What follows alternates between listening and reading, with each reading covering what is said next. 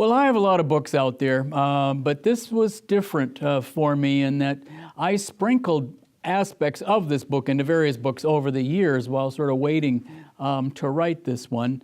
And I do have books that deal with the social gospel movement per se. That is the way it's normally defined. And the social gospel virtually invented the field that I teach, social ethics. So those stories and aspects about it are all over various parts of my work and have been for a long time.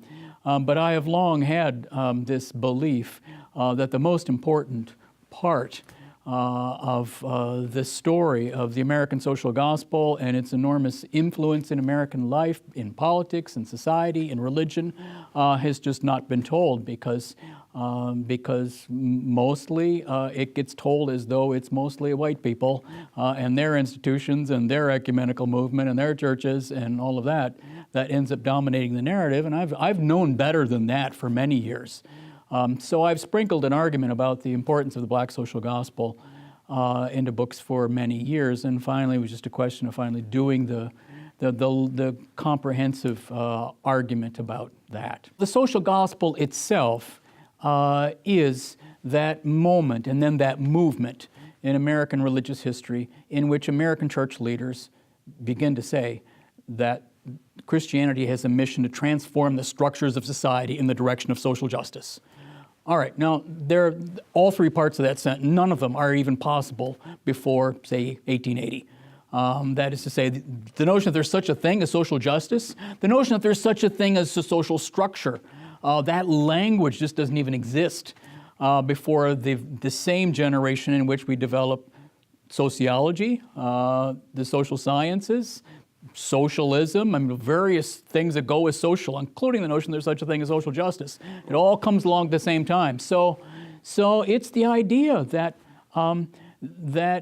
preaching on Sunday, you've got to deal with the justice issues in your society. You can't just turn Christianity into some sort of private story about, heavenly things that don't connect you to social justice movements of your time. That's more than anything else, that just defines the social gospel moment in American history, which went on then for decades. The New Abolition states the argument concisely that that's what the black social gospel is. It's a movement begun principally by black church ministers having to ask the terrible question, what would abolitionism mean now for us?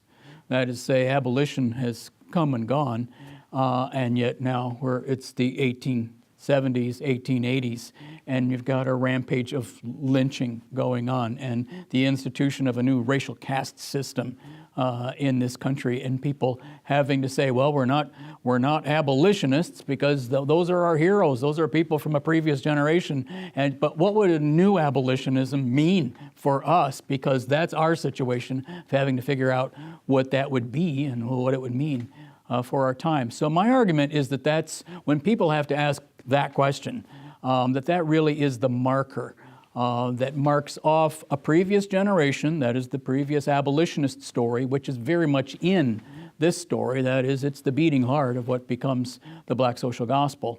And another way of thinking of it, yes, it's all those black churches and African-American ministers and the like who are involved in something that all people who study American religious history know about because the social gospel is famous.